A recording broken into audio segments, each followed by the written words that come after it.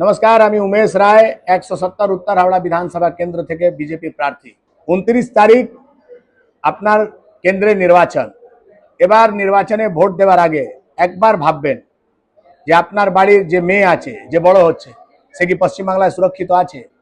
আপনার বাড়ির ছেলেমেয়েরা যারা পড়াশোনা করছে তারা কি পশ্চিম বাংলায় চাকরি পাবে, নাকি তারও চাকরি বিক্রি হয়ে যাবে? আপনার ব্যাপার, আপনার পরিবার কি পশ্চিম বাংলায় সুরক্ষিত আছে?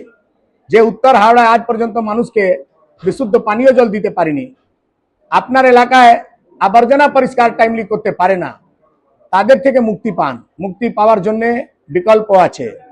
ইভিএম মেশিনে সব থেকে উপরে 1 নম্বরে ভারতীয় জনতা পার্টি পদ্ম ফুল চিহ্নে বাটন টিপে বিজেপি কে জয়যুক্ত করুন। ডবল ইঞ্জিনের সরকার করুন।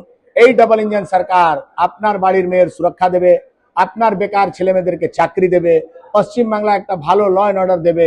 আসুন, এবার আপনার ভোট বিজেপির পদ্ম ফুল চিহ্নে। নমস্কার।